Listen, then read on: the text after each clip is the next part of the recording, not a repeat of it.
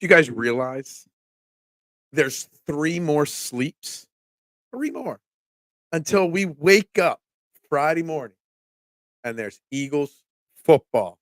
Meaningless to some, but not to us to watch on Friday night. We got a jam-packed episode of conversation, mostly Eagles, maybe some Phillies, right here on Trending in the AM, live, taking your thoughts and opinions in 60 seconds.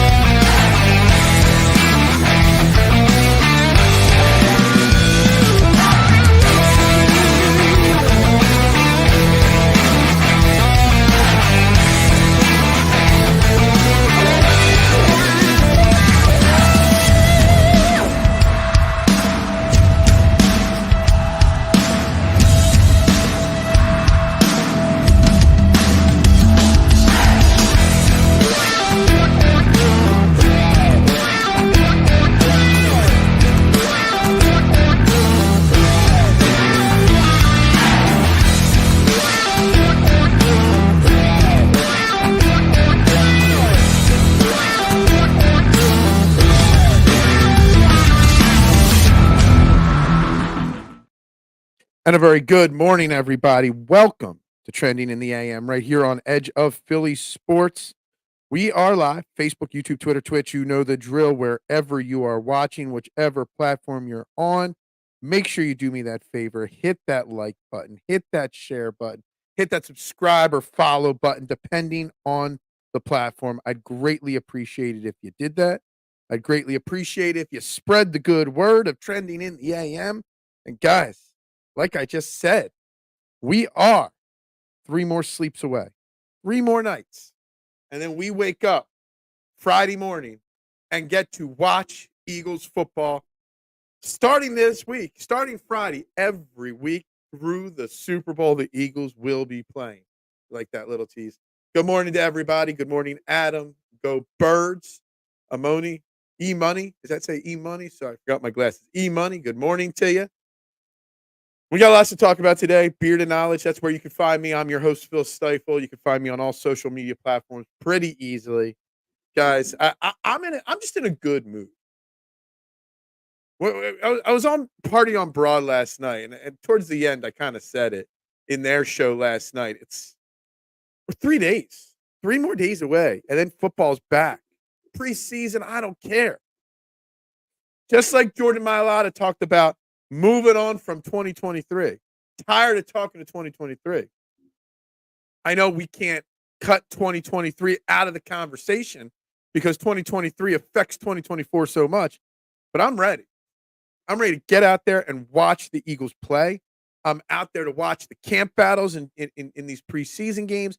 I'm out there ready to watch these new coordinators and our head coach in his new role. I'm ready for it all. I'm ready for football to be back. I'm ready for meaningful football, but that's another month away still. I'm ready for this to happen. I'm ready to kick ass. I'm ready to watch the Eagles and dissect it and tweet 97 times in a 3-hour stretch. I am excited for football, and I think you guys all are too. There's a reason why our first place Phillies are back page news. The Eagles are the Eagles are still practicing. Haven't played an opponent yet, and they have taken the front page away from our Phillies, who lost again last night. Aaron Nola, a rough little third inning there. Phillies bats really didn't do much. Kind of disappointing. Rob Thompson not pinch hitting. Garrett Stubbs with 2 outs in the 9th inning. No comment. No comment. I don't got room for the negativity of Philadelphia Phillies. I don't got the energy to worry about them because, like Duck says very clearly, NFL is king of, I don't know about just U.S. sports, maybe sports, period. I mean, it's got to rival the money. I know soccer's more international and it's big in other countries. It probably rivals the money that soccer brings in. And it brings it in just one country. where soccer needs half the world. Excuse me. But yes, NFL is king, and I'm excited for it. I'm excited. Eagles, K1, something today, and I try to be a little positive, a little negative. I try to keep it pretty even keeled on this show. Let you guys be either really, you know, really low or really high, and try to keep everybody in the middle there. But something, I woke up this morning after doing Party on Broad last night, and I just felt really good this morning. I'm like, it's football almost. We almost got it. I'm feeling hype. I'm feeling more fandom this morning than morning show host that's got to keep it as down the middle as possible. Yeah, absolutely. I always forget about cricket. I wish I understood even 1 ounce of cricket. I don't. It makes literally zero sense to me. But it is honestly some parts of the world, because of the countries that it's big in, you might be able to consider cricket actually a bigger sport than soccer. I mean, in India and other parts of that part of the world, I mean, it's big in India, Australia. Mm. I just don't know. I don't know. Prayers up for Freddie Freeman. Yeah, absolutely. I didn't hear too much about this story, but I did find out about it last night. Standing ovation, really nice of the players and the fans and everybody. Obviously his son. I believe it's his son. It's his kid. I think it's his son. Got really sick last week. I don't know a lot of the details. I must have missed the news, but obviously, thoughts are with Freddie Freeman and his family. Family is bigger than sports. And I even saw a couple troll accounts out there saying F Freddie Freeman and stuff. Like, I just don't understand why people make fake accounts just to do that kind of stuff. We're talking about people's kids here. It's something. Cricket is a test. No fun. I don't know, K1. I mean, cricket stadiums get packed, 60, 70,000 people. So I don't know. God also loves football. How do you know this? There's going to be a temp drop this week. I had a $280 electric bill. Dude, my electric bill went up about $70 in the month of July too, Duck. Yes, I agree. Starting tomorrow, we are going to have a little stretch of 70-degree days. I love the heat. I love the sun. I love the summer when I have a pool or the ocean to jump in. When you're working and sweating your ass off at a pizza shop every single day, yeah, a little cool off is going to be nice. It is. You get football, 70-degree temperature, 60s at night. It's beautiful. It's beautiful. Cricket can last up to 7 days per test. Oh, so test isn't just a joke. Test is what you call it. I don't know. Any sport that takes 7 days to complete one match or one test, ridiculous. But let's talk Eagles football. Let's get to the Eagles. Let's talk coaching first today. I've had Nick Sirianni stuff written down now since Friday that I've wanted to cover. I've got obviously Vic Fangio notes from yesterday, practice notes from the last 2 days in my books here. We didn't cover a lot of it. We did spend a lot of time on the Phillies yesterday. Again, shout out to Joe Giglio for coming on here yesterday to talk a little Phillies, to give actually surprisingly some peace towards the Phillies and not, overly top on one way or the other. Shout out to him. So 2 things, Nick Sirianni, that I've had my eye on a lot since training camp reported now. I guess they report it. First practice was 2 weeks ago yesterday or tomorrow. So they reported 2 weeks ago today to camp to check in, to do their physicals, to do all the stuff that they got to do before their first practice.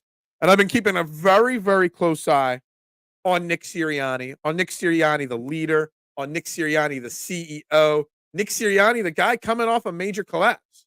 Let's not forget, Nick Sirianni came off of a major, major collapse last year as well, just like Jalen Hurts, just like the rest of the team. So, with that being said, I've been paying very, very close attention to how Nick Sirianni handles this hands-off approach to the offense, handles the CEO style. And it started last week with the meeting and the shot heard around the world. Now he's still he's trying to have a more serious tone this year, focus on details, focus on practice. We've seen longer practices, more practices in a row, and all this kind of stuff. But he still wants to keep the tone and the energy a certain level, certain way. And we see that on, I believe it was Friday, after practice, they're having their team meetings, and Nick Sirianni describes he goes into the meeting room, everybody's having their fun, they got their PlayStation, they got the basketball hoop set up in there, and he saw Chauncey Gardner-Johnson missing shots, and he was very specific in his presser saying, I had a very important meeting of things to go over. But to keep the vibe going, he tossed the ball to Chauncey Gardner-Johnson and said, hey, make this shot, meeting's canceled. Chauncey Gardner-Johnson, boom, knocks the shot down. Practice over, team celebrates, team parties, team gets excited, team is brought closer together. Something like that, on top of running these guys a little harder than before, top of pushing these guys harder than they've been pushed in the previous few years. That's something to build on. That's something that sets the tone in the locker room. That's something that, shows that your coach is still your coach. He's not a figurehead. Now, he did go on to say he got the important meeting. They still covered the important meeting the next day. They got all that content and information in and digested. But little things like that just make things so much better. Makes me more confident when you're hearing things that Jalen Hurts is having this amazing camp and is really digesting the Kellen Moore offense. To me, there's something there. Because last year, it was Nick Sirianni and Brian Johnson, multiple people in Jalen Hurts' ear on plays, on reading plays, on how to do this and that. Nick Sirianni's just letting Kellen Moore work with Jalen Hurts and is not micromanaging, not getting too involved, letting him do his job, Kellen Moore and Nick Sirianni and Jalen Hurts. I love it. I love it. And I'm feeling better and better every day. Yeah, well, I got that queued up. Ready to roll, Adam. For all the people that think there's a problem between Nick Sirianni and Jalen Hurts. Does this look like two guys that don't get along? First and foremost, Jalen Hurts loves driving around the golf cart around the practice facility. We've seen quite a few videos pre and post practice of Jalen Hurts and Jalen Hurts driving this golf cart. I don't know what it is. There's a lot of guys love driving their golf carts around their houses and stuff like that. I love it. Now, if I was the radio station, I'd be like, well, they had to have Big Dom sitting there to make sure a fight didn't break out. Or I could say that Nick Sirianni's leaning to the right to keep some body distance between him and Jalen because the body language doesn't read right. That's what they should be. That's what the radio might be saying. That's what some nitwit might be saying out there. But this does not look like two people that the media has been banging the door down that don't get along, that hate each other. This is not a video of two people that hate each other. After practice, if Jalen Hurts and Nick Sirianni hated each other, they wouldn't be chilling, riding around, smiling, laughing, making jokes. They just wouldn't. I loved seeing this video yesterday, Adam, because it helps push the narrative that I've been wanting to talk about for a few days now about Nick Sirianni in this role. I almost feel like cliche Nick Sirianni with very stoic Kellen Moore, with very honest Vic Fangio. We're going to get into Vic Fangio in a minute or two here. It's like the perfect, what's the Holy Trinity when you're cooking? The Holy Trinity. You got to put your onions, your peppers, and your celery together. Okay? You fry that up, then you add your meats and your other things.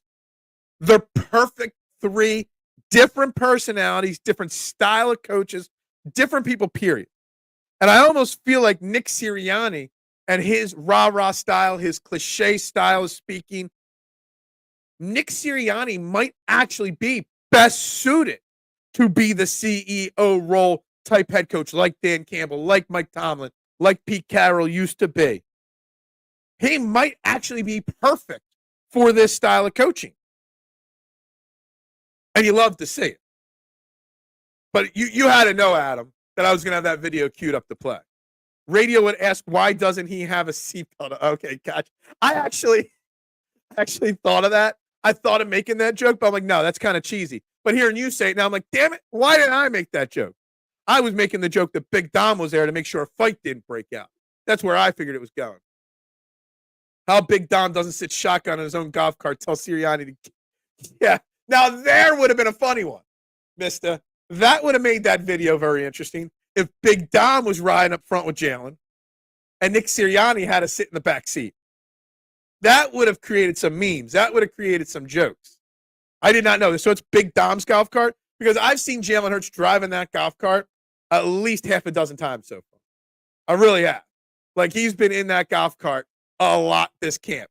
After practice, we see him driving over, hanging around with, I believe it was A.J. Brown's kid, maybe.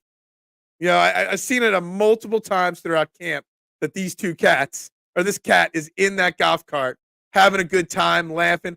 It just feels like Nick Sirianni has set this very serious tone, but on the flip side, this very serious tone that is still keeping things light, fun, fresh, happy. We're not seeing any negativity. We've heard Vic Fangio, and Vic Fangio spoke again yesterday, not calling out, but putting questions to certain players. We haven't seen any players get upset or frustrated by Vic Fangio's honesty. We haven't seen anything.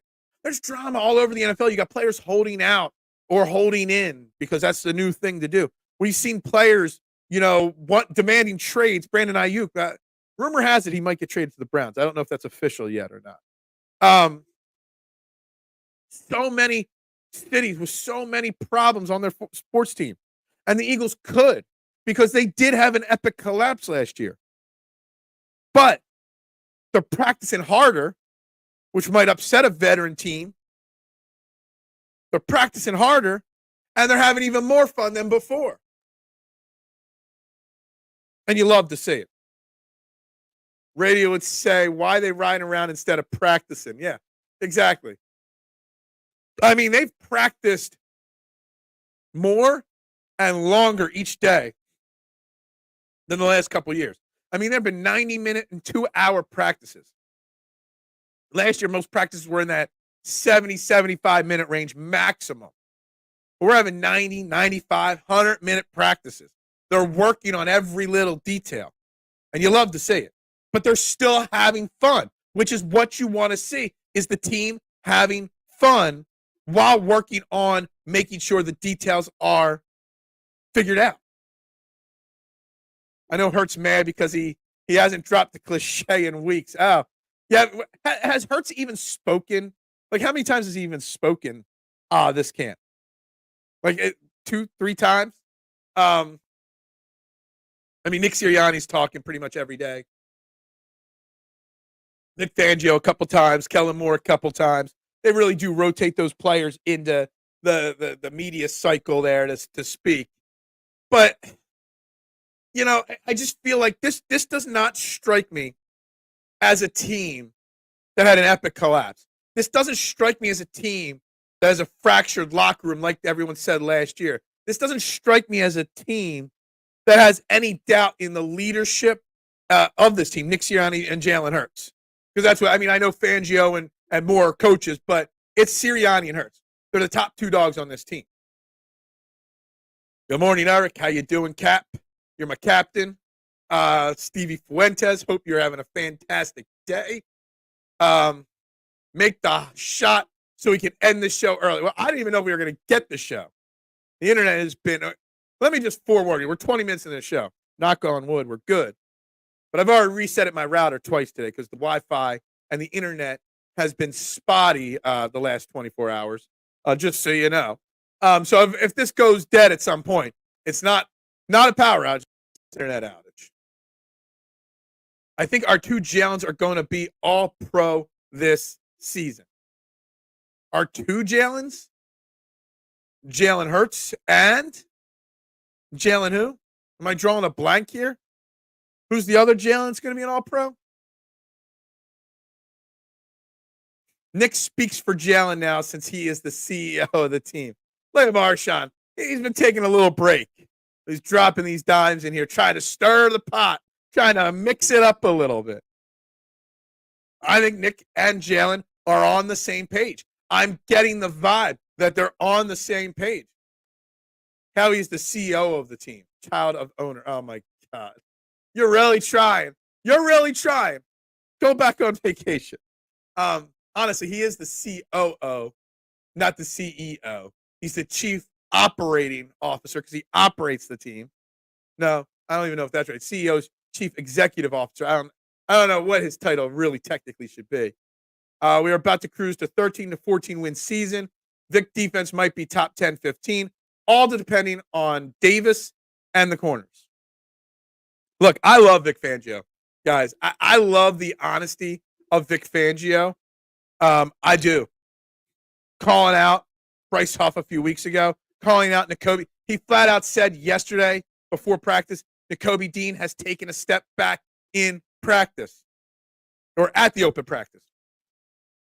And what does Nakobe Dean do yesterday? He blows up a play in the backfield and gets a quote-unquote sack because these players aren't getting frustrated when their names are called out.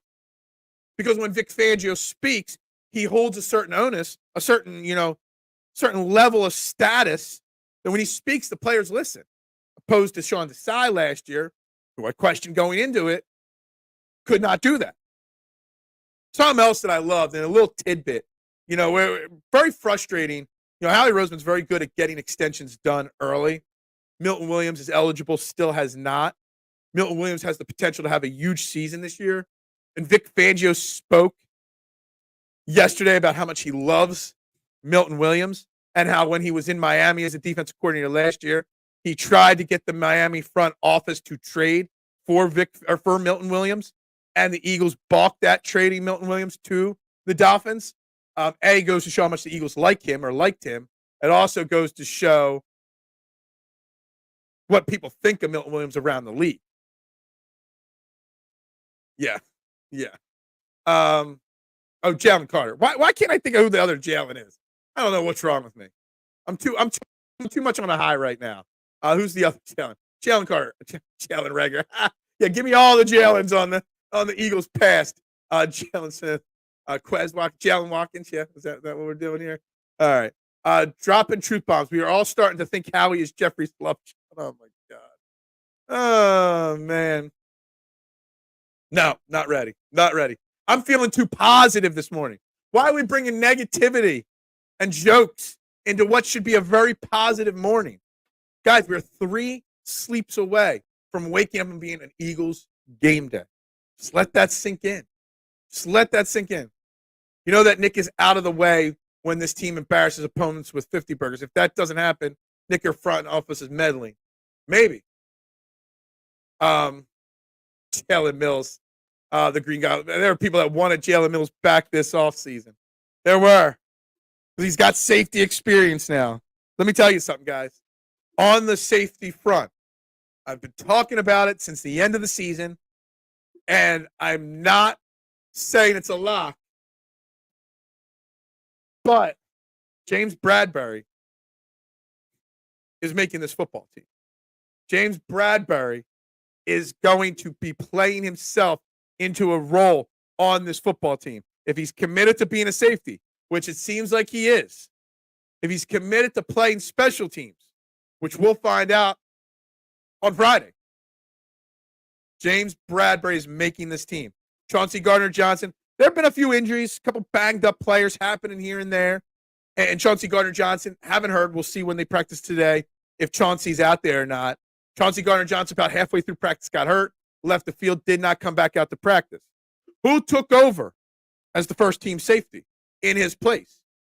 One, James Bradbury. Nobody else. I know there's not many options there, but they could have tried a lot of different people there.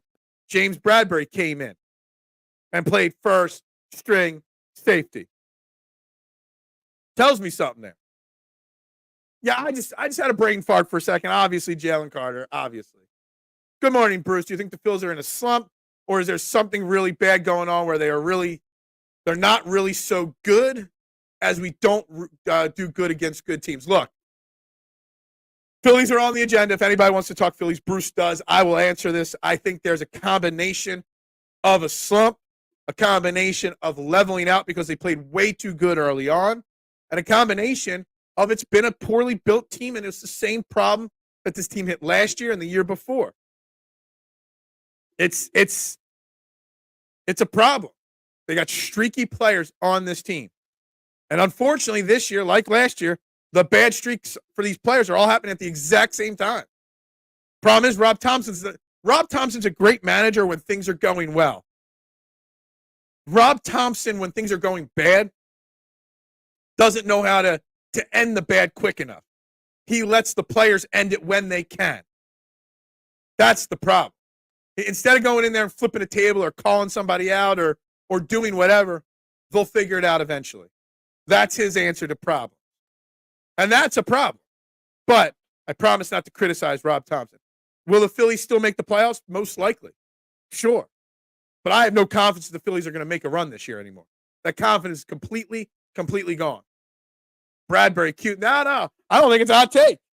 James Bradbury, unless the Eagles go out and make a trade or a signing for a safety, which I don't know why they'd make a big, bold move because, you've got your two starters locked down in Reed Blankenship and Chauncey Gardner-Johnson. Justin Simmons still hasn't signed with any NFL team. Not sure why. James Bradbury.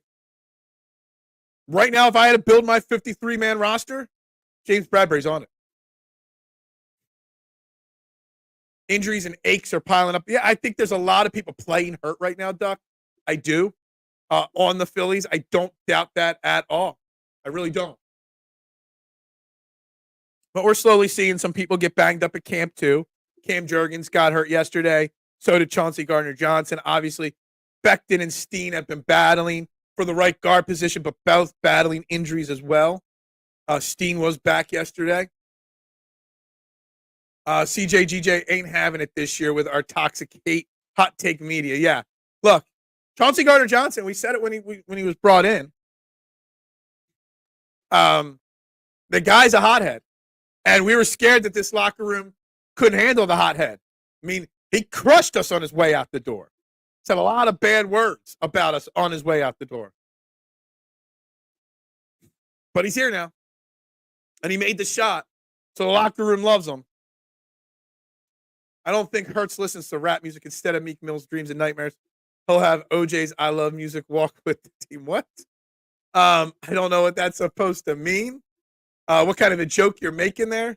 I wouldn't listen to rap music anyway either. At least nothing made in the last 2 decades. If you look at the alerts and the presets on my channel in my car, there ain't nothing modern, hip-hop, rap, R&B, anything like that. It's all old school stuff. I feel you're right. Streaky players. Problem is, streaky players all go cold at the same time. You got a problem. It's one thing if one player, Castellanos was struggling earlier, but other people were hitting well. If one person gets cold and you got 8 other guys to fix them, that's one thing. Baseless hot take. Chauncey Gardner-Johnson is going to stay quiet and will be a quiet boy all season, saying nothing but nice things. Yeah, I mean, that would be a baseless hot take for sure. Backstabbers more like it. Yeah. Do you acknowledge the original tribal chief? I made this joke online. Well, maybe I did. Maybe I thought about making it. I never did, Mitch. Everybody expected Roman Reigns to come out and save Cody Rhodes at the end of SummerSlam. He did. Huge pop. But you know what would have been really funny, Mitchy Poo, if Roman Reigns did not come out and won? What's under my name? What's under my name came out instead. Could you imagine the internet world if that would have happened at SummerSlam, Mitchy Poo? Why does McMullen make any Eagles optimism sound like a root canal? He's depressed. Jackie McMullen, yeah, or I know you're talking about the writer. Jackie McMullen's the basketball girl. I don't know. Anyway, I know you're talking about. Yeah, I don't really read him. Yes, Hurts is the old school or the old in old school cool. That's right. That's right. Um,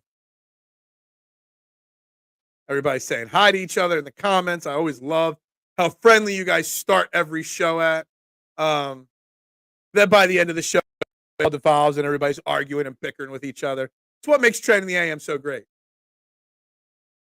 You know what else makes Trending in the AM so great? Our great sponsors. And of course, we have one great sponsor here that I like to kick off every ad read with, and that's SherryTickets.com. Since 1946, SherryTickets.com has been family owned and operated and been the place to get your tickets for sporting events, concerts, and theater. Great prices, no hidden fees. The price you see is the price you pay. No $50 ticket at checkout turns into $200. No. Not at cherrytickets.com. The price you see is the price you pay. Use promo code EOP10 at checkout. It saves you 10% off on top of the already great prices. So why would you overpay with the rest when you can save with the best? Sherrytickets.com. Promo code EOP10. Guys, make sure you check them out. Sports tickets, concert tickets, theater tickets. The concert season is almost over. The summer concert season. Just listened to on XM yesterday, Billy Joel's ending of his residency at Madison Square Garden concert on XM yesterday. Fantastic show. I would love to go see Billy Joel again. Did I? Did I miss it? I might have missed my own VCP right there. Normally I like to call it out before you guys do, but I must have missed it. It's the year of the Bluetooth and alligator skin dress shoes. What? I'm missing something here. I'm missing something in the comments. I am.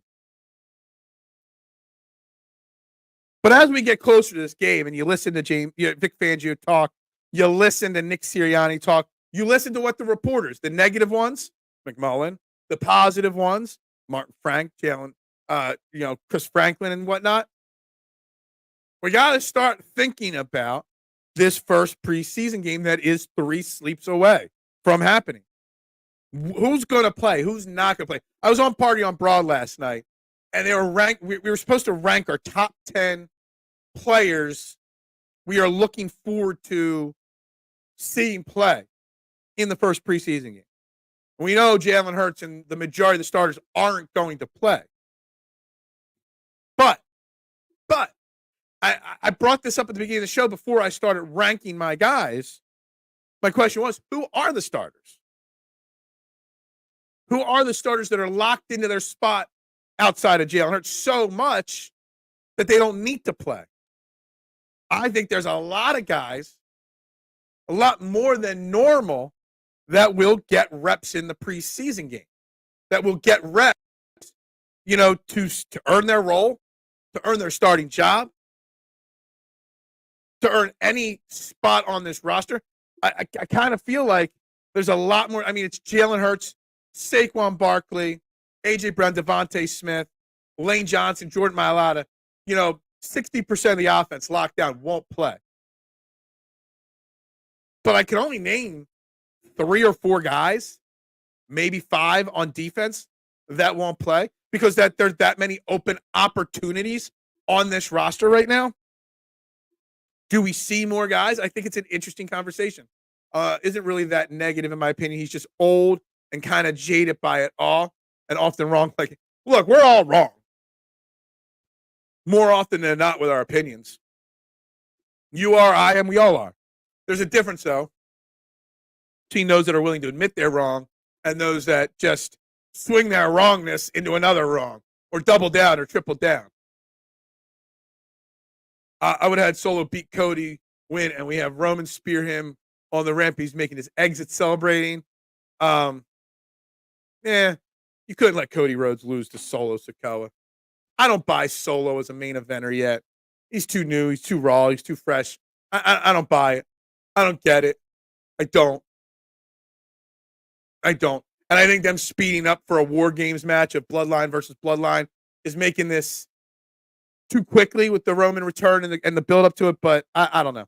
I don't get it. I'm not sure how I want that to play out. Absolutely everything was cooler back in the day. Absolutely agree with that statement. For sure. Solo is bad on the make. He is. He's really bad.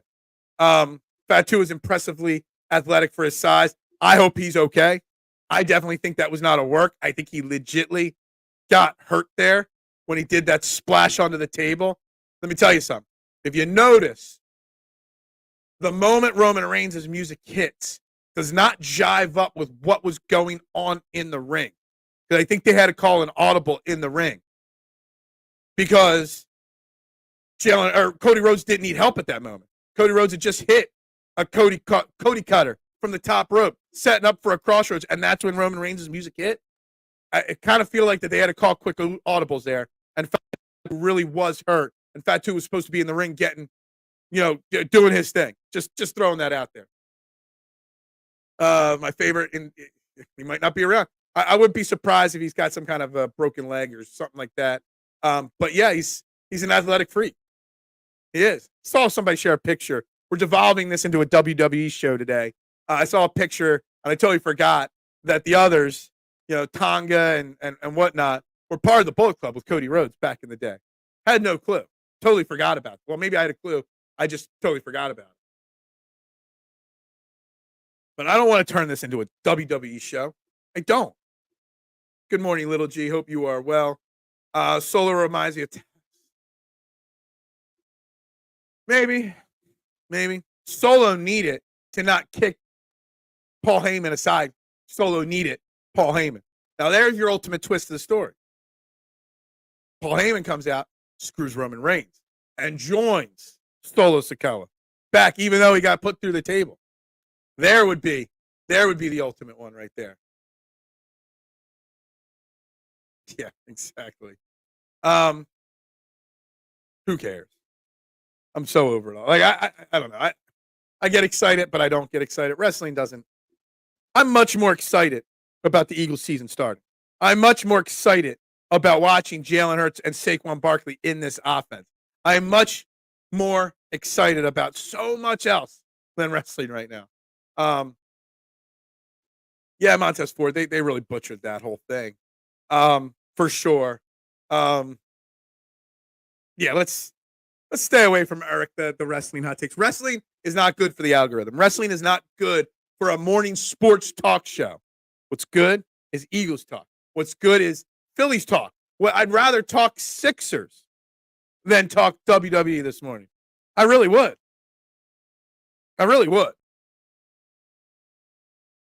I have no desire to talk WWE on a given morning. Like, it's the last thing I want to do. The only reason why I watched Summer Raw last night was because the Phillies stunk. I was asleep by 11 o'clock last night. More excited for Dallas Goedert. You know what's funny? I put Dallas Goedert, Mitch, in the thumbnail of this show on Friday. I've had Dallas Goedert's stats up on my tab list here since Friday. Have not spoken about Dallas Goedert yet. And I am very curious about Dallas Goedert this year. Dallas Goedert to me is an enigma. Supremely talented. But he's never really put up a supremely talented season. Let's think about it. He's hurt a lot. And even when he's not hurt, he doesn't put up huge numbers. I got it here. So his last year he played 14 games. He had under 600 yards in 14 games, 59 catches, 3 touchdowns. He's only had more than 3 touchdowns. Well, he hasn't had more than 4 touchdowns only once in 2019 when he had 5. Played 15 games that year. Played 15 games in 2021. That was the most he's ever played. Most receiving yards ever in a season, 830. Never had more than 59 catches in a season. We put Dallas Goedert up there in this supremely high ranking level as one of the best tight ends in football every single year.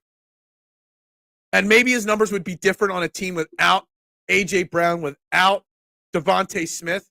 And I do know Kellen Moore's offense relies heavily on tight ends.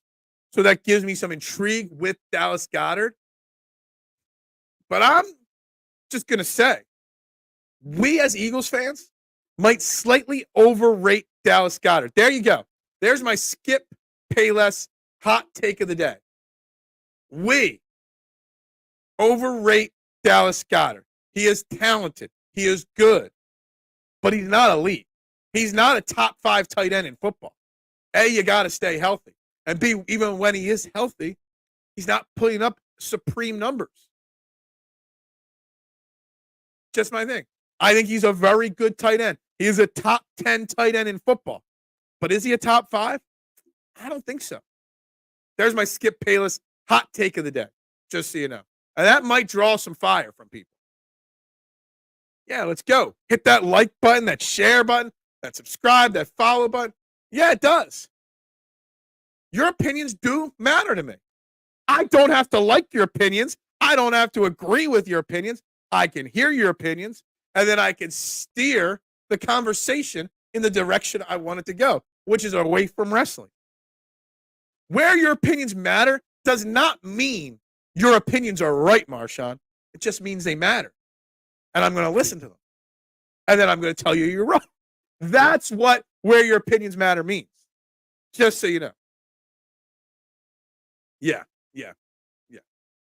Where the algorithm matters. That's what really matters. That is for sure. Do you acknowledge Jalen Hurts as your Philadelphia Eagle? Jalen Hurts is the tribal chief. He's the OT for sure. I got 2 words for you. Kellen Moore on Dallas Goedert. And yes, I know. I was reading an article the other day, actually, about how not just tight end 1, but tight end 2 matters so much in Kellen Moore's offense. But has Kellen Moore ever had A.J. Brown, Devontae Smith, and Saquon Barkley in an offense, Mitchie Poo? And that's the thing. Tight ends still might not matter in Kellen Moore's offense in Philly because of all the weapons on this team. There's a battle. Grant Calcaterra looks like he's winning the tight end 2 role. Then there's a fight between C.J. Uzomah and Albert O and Aqua Bowman and E.J. Manuel for that 3rd tight end. There might be a scenario where they only keep 2 tight ends. Now, I think C.J. Uzomah, because of his special teams ability, probably keeps his spot as the 3rd tight end. We'll have to wait and see on that. I like Goddard so much, and I'm still mad at Marquise Bell for making the dirty play. Yeah, I get it. Last year's injury was a freak injury. It was a broken arm. I get it on a dirty tackle. I get it, Bruce. But still, before he broke his arm, was he putting up world-beating numbers? No. He's okay. Now, some of that might have been Jalen Hurts. You know, tight ends operate in the middle. Jalen Hurts doesn't operate in the middle a lot. We'll see. Will he? I'm asking. This is his. I don't know if you guys realize.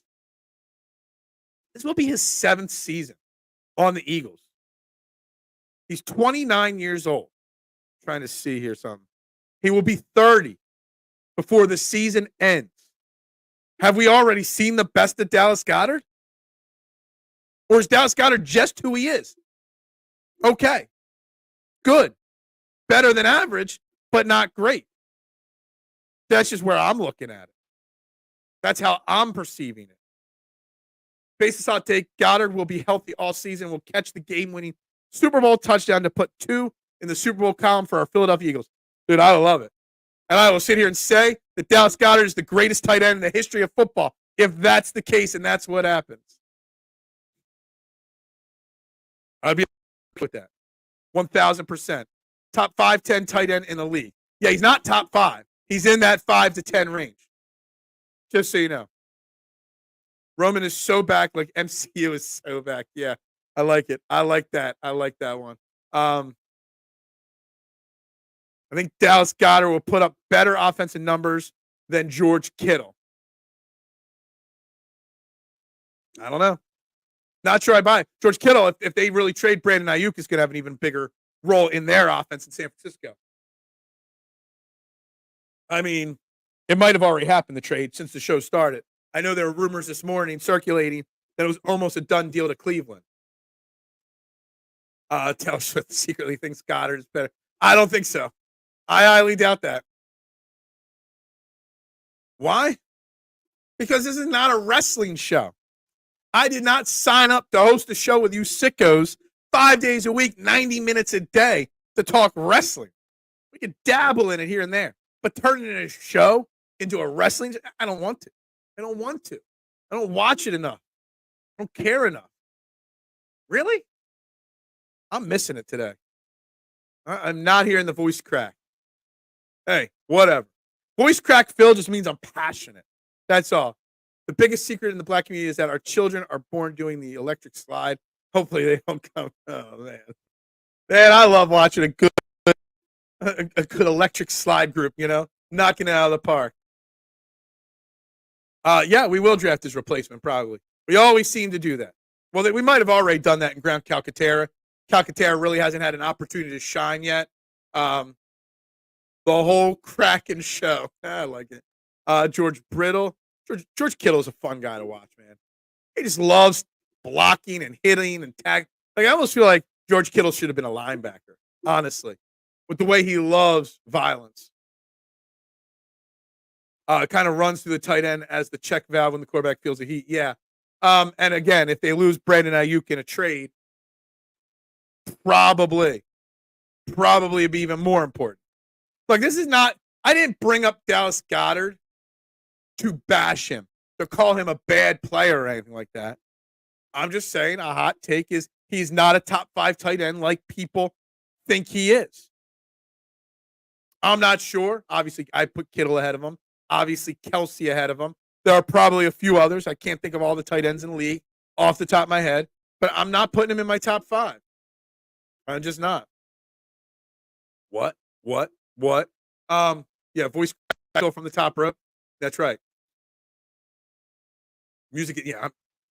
For me, like I could play instruments and I could keep a beat. I used to be able to sing a little bit. I could do pre-choreographed dances. I was in musicals and stuff like that, but I got no rhythm, none whatsoever. Don't put me out on a dance floor in the middle of a party or at a wedding or in a nightclub. I'll look like a lost puppy, for sure. Yeah, you see what I did there? You see it? You say it? Johnny Wilson under the radar. Johnny Wilson has a better chance at this point, Jonathan, of making the Eagles' 53-man roster than Aeneas Smith. In my opinion, if he has a couple more bad days, I know Howie's not normally a guy to cut, 5th-round picks in his first camp, but there's a chance that Smith gets cut. At least very hopeful that they put him on the practice squad. Right now, if the Eagles keep 6 wide receivers, it's obviously A.J. Brown, Jonathan, Smitty, it's Paris Campbell, it's Britton Covey, it's Johnny Wilson, and it's John Ross. Johnny Wilson, John Ross fighting for the 5th spot if they only keep 5. Both make it right now if they keep 6. And then Aeneas Smith's got to do something. Johnny Wilson has been getting a lot of reps in the 3 as the wide receiver 3. He's got size, which the Eagles love. The Eagles love 2 things in wide receivers: big wide receivers, and they love speedy wide receivers. John Ross, Johnny Wilson, both fit those roles. Smith is dropping passes. There's another VCP for you guys. Smith is dropping passes. He's muffing punts. The way onto this team as a final roster spot is to be able to excel at special teams. Smith is failing in that.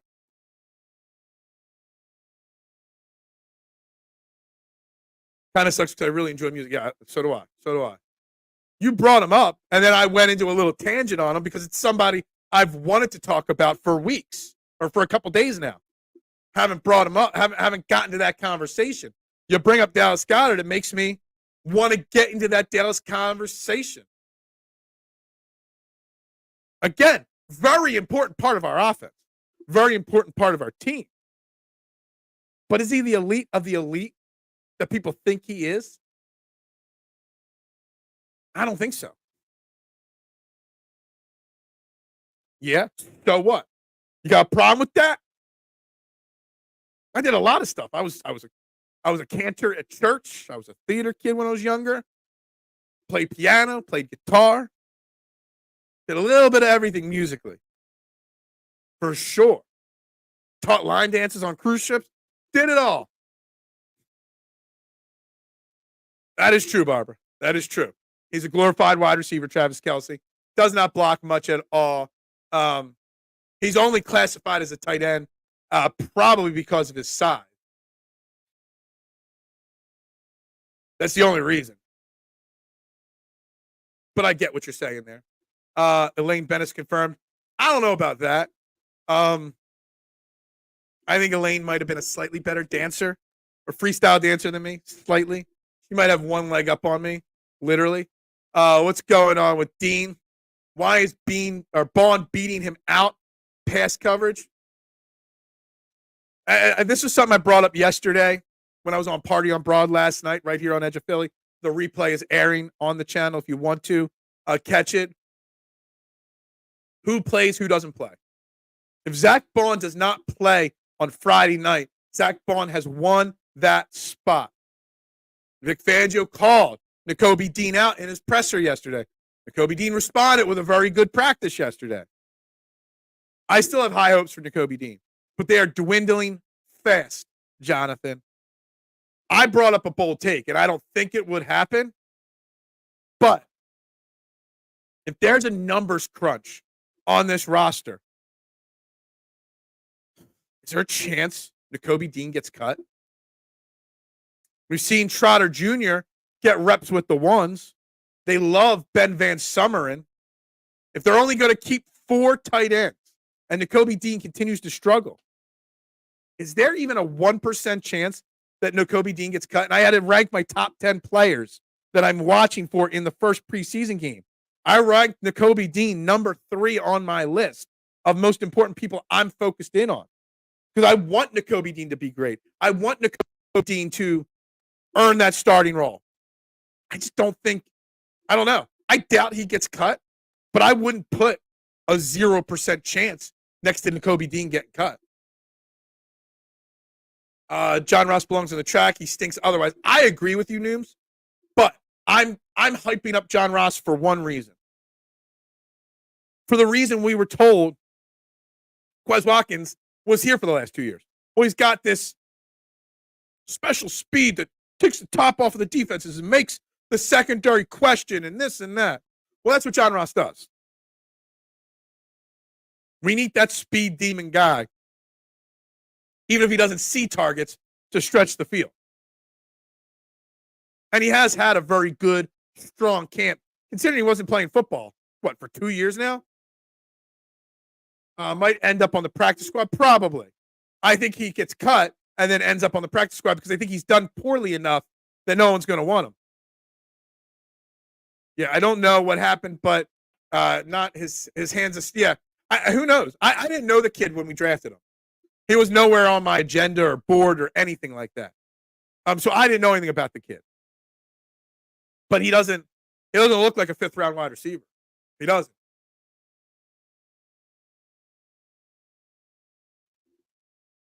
Hot takes, biting views like the baiting views? No. Remember when Goddard got knocked out in that bar a few years ago? His toughest is in question. Gronk breaks 2x4s with his forehead.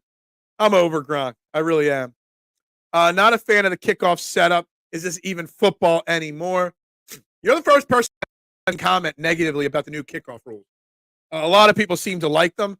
I have to wait and see them in a game before I realize whether I like them or not. We'll see. No, that is not true. Not true.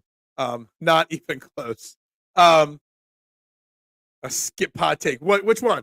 I'm behind on the comments. Which one? The Nakobe Dean doesn't make the team? Yes, I've dropped 3 baseless hot takes today. We'll put the graphic back up here. All right. I have dropped 3 baseless hot takes today. Skip Payless hot takes. James Bradbury's making the roster. Dallas Goedert is not a top 5 tight end, and there's a more than 0% chance. It's not 0. I'm not saying it's high, but better than 0% chance that Nakobe Dean gets cut. 3 baseless hot takes in one day. I should have stretched that out and saved some of them for later this week, but you know me. People that can dance have music playing in their head. Break dancing. I've never break danced randomly. I never break danced purposely. Oh, there you go. I did that. Frankie Carbone. Izzy. Look, I like Nakobe Dean. I'm a Nakobe Dean guy. I remember watching him at Georgia and be like, this guy's a beast, considering how small he is. But when they drafted Jeremiah Trotter Jr., a similar small size linebacker that does similar things, told me the team was pondering life without Nakobe Dean or life that Nakobe Dean doesn't work out? I don't know. I say it again. If Zach Bond does not play Friday, the starting linebackers are locked in stone. I've always been concerned about Dean's shoulder getting into his ability to shed blocks in the pros. Yeah, there's a lot of questions about it, for sure. You have to have intro music 24/7 in your head. I learned that from the Wayne's Brothers movie. The Wayne's Brothers. Oh, man. I just remember Sirianni saying that Hurts was Jordan-esque. Look, Jalen Hurts is having a pretty damn amazing training camp. Let's not dance around it. He is grasping the Kellen Moore offense in practice extremely well. We'll just leave it at that. Very well. Yeah, there were a lot of people, Duck, that were high on Smith. I didn't know much about him, but he is not. He is literally and figuratively dropping the ball. In a wide receiver, he could have gotten that wide receiver 3 spot. He could have. I mean, Paris Campbell's nice, but you want Paris Campbell or do you want a rookie that you just drafted to step into that role? When Britton Covey is getting more reps with the offense than you as a rookie, it tells me something right there. Mitchell got a lot of work with the ones in the slot yesterday from reports. The number one person I'm looking forward to watch play on Friday night is Quinion Mitchell. If they start him in the slot, that tells me he is the starting slot corner. If they play him in the slot and then outside, they have lots of different things with him. If he plays just outside in the preseason game 1, then he's still fighting for that slot spot. I love to see my first-round picks play that first preseason game. I want to get that taste of Quinion Mitchell on the field. I still think Quinion Mitchell has the potential to be one of the next all-time great cornerback right there with Lito Shepherd, Asante Samuel, Eric Allen, right up there with all of them. He's got the talent. So I'm excited to see him on Friday night play in Midnight Green for the first time. Yeah, I love it. I love these comments. Dean can't cover, which linebackers needs to be able to do now. Absolutely. Again, I'm not saying it's like an 80% chance it's going to happen. I'm not even saying it's a 30% chance, but it's a better than 0% chance that Nakobe Dean gets cut. Just saying. Whose intro song? My intro song? I don't know. Sing Brazil? I don't sing.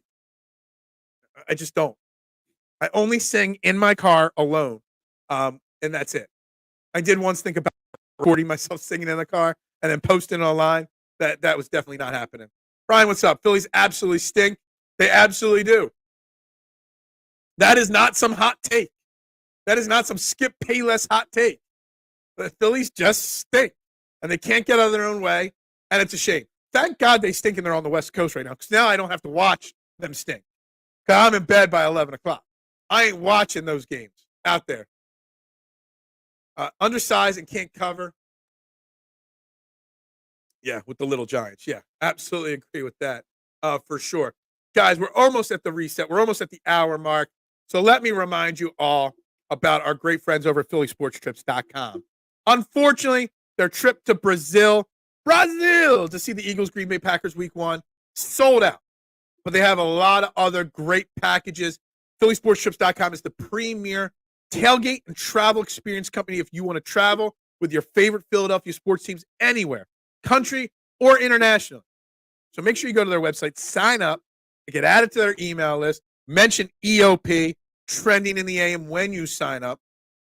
You can get deposits for spring training for next year or all the great Birds takeover trips. September, go down to Tampa Bay. You can go down, you bus trip to New York at the MetLife Stadium. In October, they got a bus trip down to Baltimore. And, of course, the great Dallas week in Dallas, November 10th. Eagles take over the Dallas Cowboys Stadium in Dallas, Texas.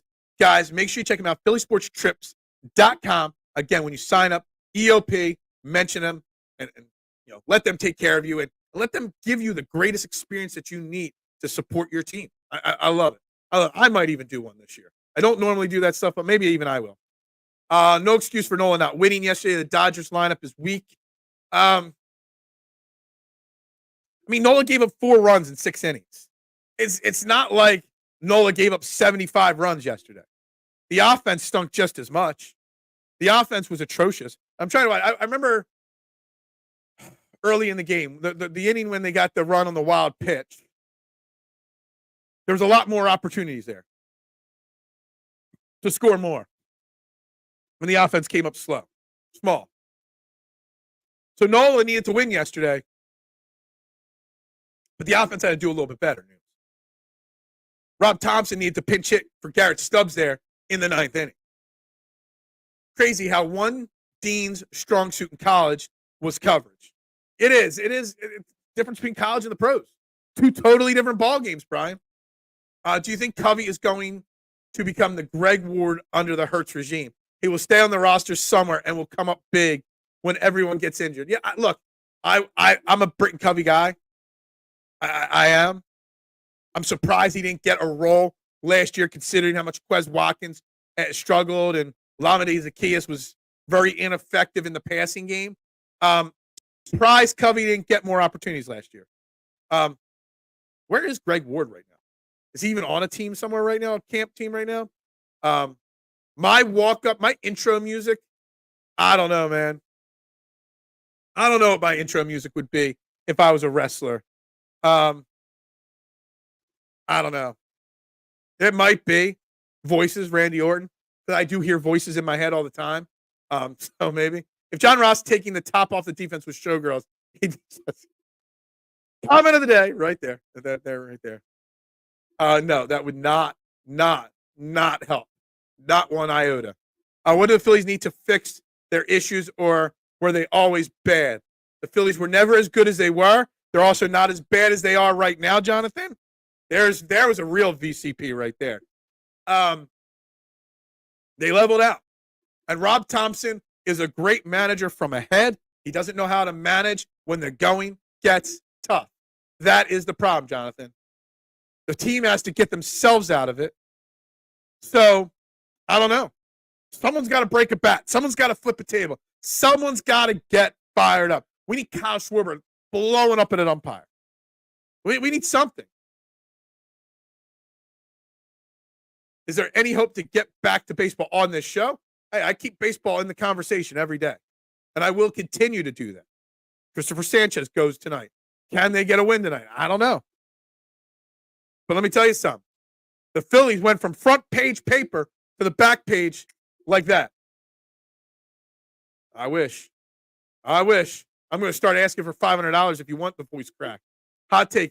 Icebox from Little Giants is greater than Kenny Gainwell. Kenny Gainwell hate. I love it. Hate. Love the Kenny Gainwell hate when it happened. We're way behind on comments. Jeez. With the Bronco Buster. The Bronco Buster was so stupid. King Pander stinks it up again. Man. Okay, Phil, I will give you the lyrics to the song. Ole, ole, ole, ole. Eagles in Brazil. Yeah, we will. Yeah. No. You're not going to get me to sing. You're not going to get it. Stubbs shouldn't be on this team. Terrible hitter and too small for a catcher. Look, Stubbs is fine as a backup catcher, but when it's the 9th inning of a close game, you pinch hit for him. It's just like the Phillies leaving Jake Cave in there to pinch hit in the bottom of the 9th inning in the elimination game of the playoffs last year. You got to be better in those situations. You got to. Dean was covering English majors in college. Exactly. Not professional tight ends. Nolan Smith, a sleeper. Travis, I said it already. This is not a baseless hot take.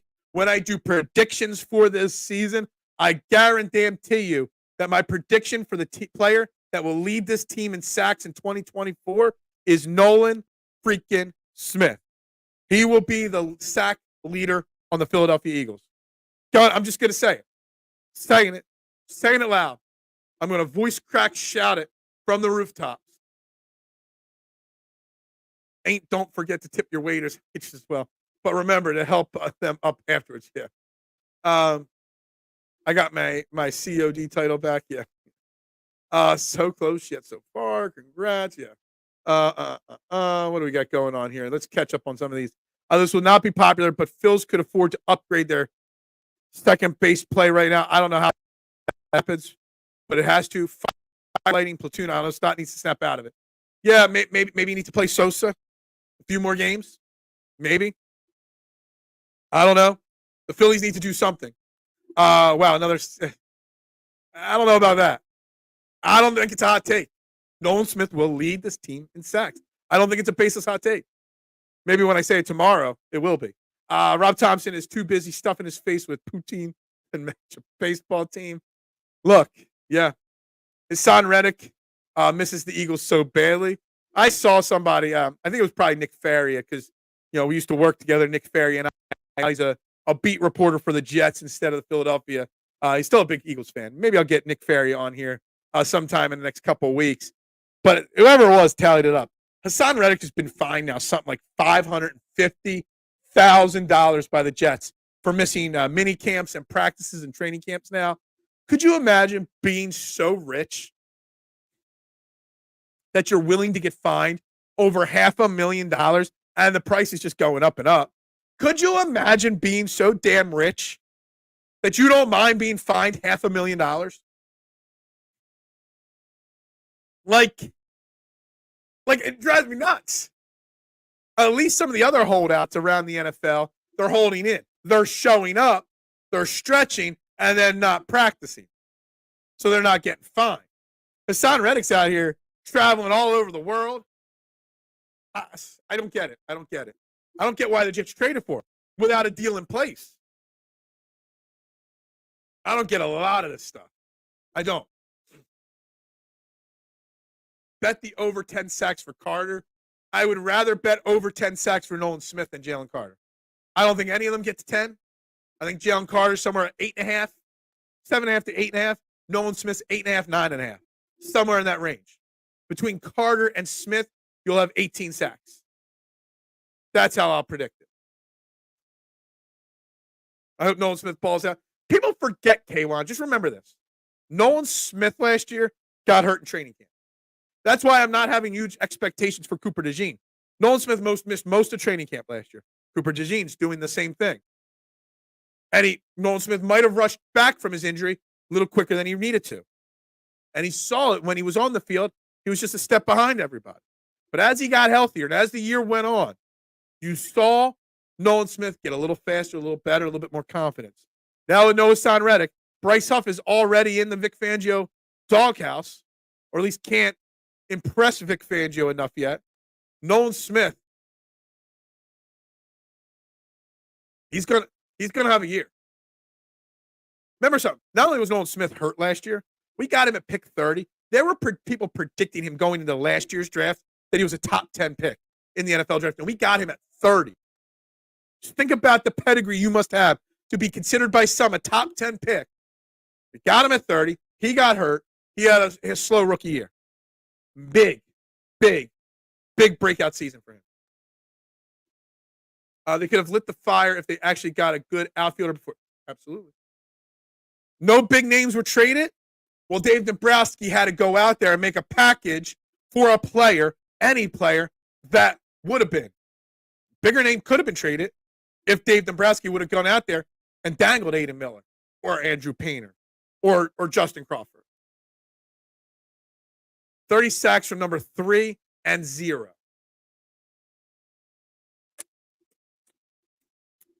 Maybe. That's a lot of sacks from 2 players. I don't know about that much. Justin Crawford is off to a very nice start in Reading. Look, I'm a Justin Crawford fan. It's crazy news. Everyone says Painter and Miller are the untouchables. My untouchable is Justin Crawford. Nobody's untouchable. First, let me remind you that. But the person I want to hold on to the most is Crawford, because our outfield is a much bigger question mark going forward, big picture, than any other position. You got to find a house. Dude, my house didn't cost that much, and I just bought it in a crazy market. I am in Coatesville. You know, our Coatesville houses are a little cheaper. You can buy 3 houses in certain parts of Coatesville for what he's been fined. Yet he don't care. Like, I don't know if I love that or hate that. It depresses me. Like, it drives me nuts. Reddick shouldn't have caused the unrest in the locker room last season, allegedly. You see what's going on in New York, Duck. It makes this comment a little less sarcastic and slightly believable. It really is. The Philadelphia Eagles locker room last year, they needed to hire David Archeri, the Cherry Law Firm, to fix the unrest in the locker room, to get that person out of the locker room last year. But if you need a workers' compensation lawyer in the state of Pennsylvania, you've been in a motor vehicle accident, personal injury, or been affected by criminal law, call the best lawyer in the business. Call the best lawyer in the state of Pennsylvania, David Archeri of the Cherry Law Firm. You can give him a call, 610-565-0300. You can go to his website, cherryinjurylaw.com, fill out the form, drop EOP's name, drop Trent in the AM's name. When you do that, he will fight for you and get you what you deserve. It's an Eagles Super Bowl. Again, David Archeri, the Cherry Law Firm, 610-565-0300. Go to cherryinjurylaw.com. Slid that in there just in the nick of time. His son already got his bag. Well, his bag's getting lighter every day. Okay, a nice schoolhouse in a nice school district. Right, exactly. Rookie training camp injuries do suck. And people are like, oh, it's no big deal. Cooper DeJean got hurt. It'll be fine. No. When you're a rookie, no matter how highly touted you are, your first training camp in the NFL is probably your most important. And when you're hurt during it, especially Cooper DeJean and Nolan Smith missing major amounts of it, it's a big deal.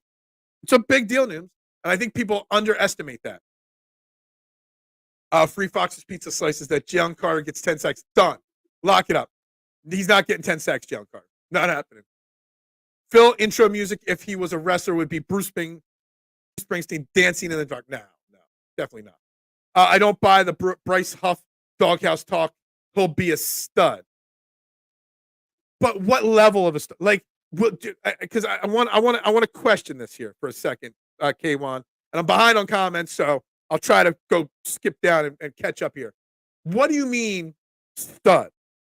Because Bryce Huff was brought in here to replace Hassan Reddick, and I have zero faith that Bryce Huff can replace Hassan Reddick. I had zero faith in it before the Vic Fangio doghouse talk. I don't think he's in the doghouse. I think that was a wrong choice of words from me.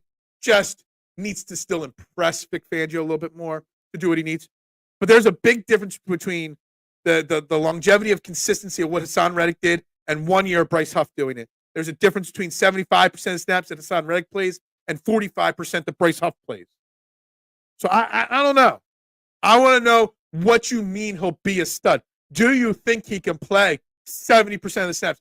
Do you think he can have 12, 14 sacks? Do you think he could be a 3-down edge/outside linebacker? Because I don't know. I don't know if it's possible. Okay, I'm not sure. Mitchie Poo, yeah. Let's just fire through some of these because I want to get caught up on some of these. Jim Harbaugh. I do not apologize. I'm a Michigan fan, but yeah. I got all the cherry bombs here in the comments. Shout out to, where Eric and Richard Clay Hamilton was sports. Yeah. Yep. All these David Archeri comments. All right. Phil's intro music would be Billy Joel's "We Didn't Start the Fire," and I could get behind that. Voice crack Phil entrance music would be "We Didn't Start the Fire." That's what it'd be, right? Huff looks better than Reddick at the moment. That is true, Kyle. And it's the statistician in the house today. We haven't seen the statistician in the comments in a few weeks, months, years, lifetimes. But yes, he does look better on the field than Reddick because at least he's on the field. If Fangio doesn't like you, usually means he isn't listening and not working hard enough. That's the way to get on Fangio's good side. Absolutely agree with you on that. I'm not expecting Huff to be Pat Swilling, but he must deliver. He needs to deliver. He does. I mean, we didn't pay him pennies. We paid him $51 million, right? Was that his contract? 3 years, $51 million? Something like that.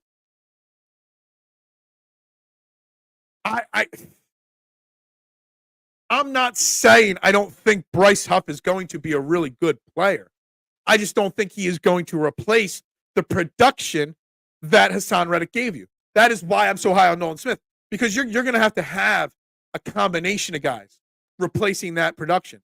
And I think Nolan Smith at this point is a step ahead of Bryce Huff in that filling the role, filling some of the stats. Just be a disruptor. He doesn't have to play 70%. I get that. I get that. He doesn't have to. But where are the rest of the snaps going to go? Nolan Smith was already getting snaps. He's going to take over some of those snaps. I don't know. I have more confidence, in a young rookie, well, not rookie, a second-year player, Nolan Smith, than a guy that's been in the league for 4 years and has only made one season of any real success. And look, I don't think he's in the doghouse. I think that was a poor choice of words from me. But now when Vic Fangio has spoken to the media in training camp at least twice, and every single time has to comment that Bryce Huff has to be better, that tells me what he thinks of the guy. He's trying to use his words in the media to motivate. Look at yesterday. No, Vic Fangio yesterday said to the media, Nakobe Dean has taken a step backwards starting at the opening practice, the open fan practice. Took a step backwards in his progression this offseason. And what does Nakobe Dean do? He hears that, and he goes out and has his best practice in 2 weeks. Goes in there and is breaking up plays in the backfield. Because Vic Fangio uses his words, not in a mean way or rude way or whatnot, to motivate. He wants you to hear his words, and then he wants you to go out there and work 10 times harder to prove him wrong. He wants you to prove him wrong. Bryce Huff isn't being motivated that way. And it's a concern. If Nolan Smith can't play this year, we got some problems. Yeah, Nolan Smith, I got huge confidence in Nolan Smith. I do. A huge hope. The report said he gained extra muscle in the offseason to make him stronger. I got huge expectations for Nolan Smith. If I vaguely remember correctly, going into last year's draft, I even talked about Nolan Smith in the top 10 for the Eagles. Maybe Vic is higher on Alex Hunt. Alex Hunt made my top 10 list of players that I can't wait to watch on Friday night, K1. Where did I put him? I put him at 7 on my list of players I'm excited about. I made this kind of bold. It's not we're talking Alex Hunt. We're talking a rookie here, so it's not a hot take or anything like that. Alex Hunt might be, defensively speaking, the leader in snaps played in the preseason. Because there's a lot of work to do for him to grow and become a better football player. But also the team is excited about him. I'm excited for him. Vic Fangio likes him. And also Vic Fangio likes your edge rushers, your linebackers that can drop back into coverage. Alex Hunt was a safety, 2 years ago still? So he could do that. So I bet you Alex Hunt will play in the regular season. Now he might be on a Nolan Smith level, 4, 6, 7 plays a game to start, and that's it. We know they like to rotate the defensive line as a whole. There's very few standout guys that are just head and shoulders above everybody. Outside of Jalen Carter, maybe, is the only one that's lock set, does not get, he's going to play 60% of the snaps, 65% of the snaps. Jordan Davis, we got to keep him fresh and healthy. Milton Williams, they still haven't extended him. He's going to get a huge part of that rotation. Jomo is going to get a huge part of the rotation. Sweat, Hunt, Smith, Huff, and more, all going to be rotating. It's not like there's one guy that is so head and shoulders. Like Hassan Reddick last year was head and shoulders above everybody else on the edge. So that's why he played so many snaps. You don't take him off the field. There's nobody on this defensive end, edge rushing section that's a can't take off the field guy. So we're going to get their chance, and then we'll see. I believe in Dallas Goedert. If you say his name, does he appear? I just said his name. He didn't pop up on my screen. Football isn't a sport you can play half-ass. It's like boxing match. Protect yourself at all times. You might get knocked out. Absolutely. Absolutely agree with you on that. You know what else I absolutely agree with? That for 65-plus years, Dolan's Bar in Ridley Park has been the quintessential best kick-ass American Irish dive bar there is. DolansBar.com, Facebook, Instagram, TikTok, Twitter. You can find them on all social media platforms. Great food, great times. 24 East Sellers Avenue in Ridley Park, my old stomping grounds where I grew up. Check them out when you go in. Tell PJ and the crew you heard about them right here. Edge of Philly Sports trending in the AM, guys. And make sure you locked and load it right here on Edge of Philly Sports. Hit that like button, but more importantly, hit that subscribe and follow button, depending on which platform you are watching on right now. 7-day-a-week programming right here on Edge of Philly Sports. 25 to 35 shows every single week. And now that football's back, you're going to have halftime shows, post-game shows, everything. You name it, we got it right here on Edge of Philly Sports. Make sure you guys are doing that. And, of course, for the algorithm purposes, make sure you hit that like, that share, that subscribe, that follow button right here on Trending the AM, right here on, on Edge of Philly Sports. Dude, 5 days a week of the best morning show content you can get right here, guys. Make sure you do that. And we're in the final 10 minutes of the show, so I wanted to do that little soft reset right there. That's right. Yeah, none of this like last night. Who was it in the comments of last night's show, Party on Broad show, saying that playing videos instead of doing, the ad reads personally and putting a personal touch? Come on. Deebs has got to do a better job. We're going to have a conversation. Deebs will be on the show Friday with me to preview, the preseason game. We'll talk about the preseason game on Friday, specific players, specific things we're looking for, and whatnot. But I think Friday we need to call out Deebs because he said he just won't do ad reads. He plays the pre-done up commercials, and that's it. A little disappointing, right? It's way better to ad lib and read the ads, right? 13 likes. That's not acceptable. That's acceptable like the Carolina Panthers fans. That ain't acceptable for Philadelphia sports fans. Okay? Absolutely agree. And I'm going to call, he's not in the comments saying, I don't know what he's doing. He's off from work. It's kind of disappointing that Deebs prefers to pre-record his ad reads than read them out. You got to have that personal touch. You got to have the personal segues. You got to do them right. Who would have ever thought there's another, that's what, BCP number 7 today? Who would have ever thought that my ad reads would become more popular than my show itself? But they do. Y'all only come here not to hear and talk sports with me. You only come here to hear my ad reads, right? Well, you're a slacker too, Mitchie Poo. Do you want me to come on your show and do your ad reads for you? You can pay me. $69 super chat. I will come on your show and do your ad reads for you so you get that personal touch with them. Yeah, absolutely. He would sue my ass if it was anything but a VCP ad read, right? Right? So what are we going to be looking for today? What are we going to be looking for in today's practice? Another practice. They're in a stretch. They practice Sunday, Monday, Tuesday, 4 days in a row with pads. Sunday, Monday, Tuesday, Wednesday. They're off on Thursday. We'll have Martin Frank on the show with me on Thursday talking about camp, talking about the preseason game. And then Friday, Deebs, as we get set for the preseason game. What is the next thing we're looking for today? Who have we seen in the last couple of days? We're going to continue to watch this wide receiver battle, continue to watch the linebacker battle, continue to watch the cornerback. I don't know if there's a cornerback battle anymore. We'll see today. Isaiah Rodgers has now had 5 straight days lining up opposite of Darius Slay, compared to the 3 early days of Keely Ringo opposite of Slay. If he gets another day of cornerback 1, you might not even see Isaiah Rodgers in the first preseason game. Some of the things I'm looking for. Some of the things I'm looking at, the quarterback battle. Not between Jalen Hurts, between Kenny Pickett and Tanner McKee. I actually put that on my list because who doesn't love quarterback battles? Top 10 players I'm looking for in preseason game 1, Tanner McKee. Why? Who doesn't love a quarterback controversy? Yes, your ad reads are interesting, but it more to hang out with other people and make fun. Absolutely. I know. I hope my ad reads aren't why you come here, Duck. I'd be a little disappointed if it was really the ad reads. It really is. I think we've built a great community here. I think we've built a great, show here. We got the core people that are here every day. We get other people chiming in throughout the week, a little bit more sporadically. I think we have a lot of fun doing this. Now, would I like to have even more people in here regularly? Sure. Absolutely. But I think we got something brewing here.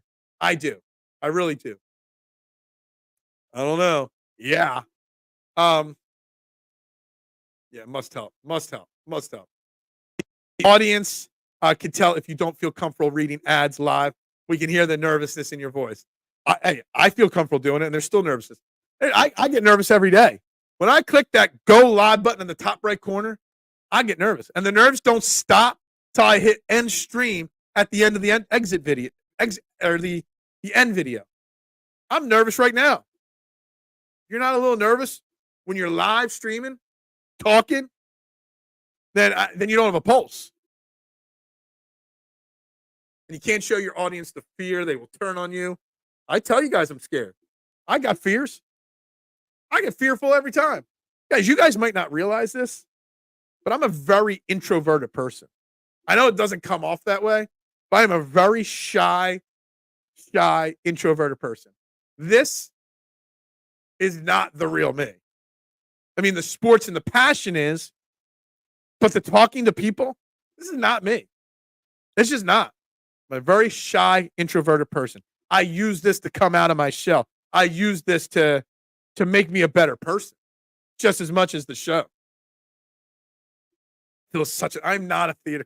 I did do some musicals. I did, not many. Didn't do them in high school. I did them in middle school. But I focused on the music side, playing piano. Once I got to high school, I dropped most stuff and just zoned in on the piano. There was a chance for me to be a music major. There was a chance for me to maybe have a music scholarship in college. It didn't work out. I ended up with some nerve damage in my hands. Long story. But yes, I was a choir. I was president of the choir in 8th grade, just so you know. Did the musicals. Did all that kind of stuff. Like I said, cantor at my church. If you don't know what cantor is the person that leads you in song at church. I did that. Look, I'm a music guy. Hence why 2 of my 5 tattoos are music tattoos. That's why I don't listen to sports talk radio. A, because sometimes it's crap, but B, because when I'm in my car, I'm listening to music. Music. 99% of the time in the car, it's music, and more music. And when I'm not in the car, I'm playing music in the pizza shop. When I'm not in the car, I'm playing music on my back deck or on my front porch. Music is life to me. Music puts me in a good mood. Music picks me up when I'm in a bad mood. You do know you are not disproving my statement of being a theater kid. I know. Phil, you attack your fear, fight or flight. You're a fighter, and it sounds like confidence. Yeah, absolutely. My confidence is really just my fears, and I'm trying to hide them, but I try. Look, I was always taught, if you're bad at something, get better at it. You know, when I went to work on a cruise ship as an entertainer, I was 10 times shyer than I am now. I needed a change in life. I'm like, you know what? Let's get a job as an entertainer on a cruise ship. Let's put myself on stage in front of 700 people. Why not? And it got me out of my shell a little bit more. Now, I still do tend to rather sit privately or alone or just with my wife and dogs versus in a big group of people. I don't hang out at big parties very often or go to sporting events. I don't like to be around a lot of people. So I'm shy. I'm nervous. I am. I'm a very nervous person. I am. You guys would be shocked about it. You know, you see me go into a bar with a bunch of people, kind of just like, there's an empty spot there, not near a lot of people. That's just me. But here we are. Another episode of Trending in the AM in the books. We will be back tomorrow talking more Eagles practice. Maybe I'll have some more questions, hot takes on people making or not making the roster. Obviously, the Phillies will be there. I did not talk about this today, and we're now up against the timeline here. But yeah, Jalen Hurts is that face of football now with the Olympics. Goes to show where the media like to hate on Jalen Hurts. The real money knows that Jalen Hurts is money. So I love this. I did love this a lot, Kyle. That's right. I've added that bubbles up to the end. That's my music portion of the end. Plus, you know, depression and anxiety and whatnot, because that's what that song really is all about. Not bubbles up does not mean let's go have a drink. Bubbles up is a nautical term, but also the nautical definition of the phrase bubbles up, you know, translate to depression and anxiety and other issues that a lot of people are dealing with. That's where the bubbles up means and goes for me, but it's from a song. Guys, with that being said, we do got to wrap it up. Got to get to work, guys. Be back tomorrow, 8 a.m. We'll do this all over again tomorrow because we are now 3 sleeps away from Eagles football, guys. Phillies will be there tomorrow to talk about too. Anything else that happens in the world of sports, we will discuss it. But yes, ring the bell. Go Birds. Bubbles up to y'all.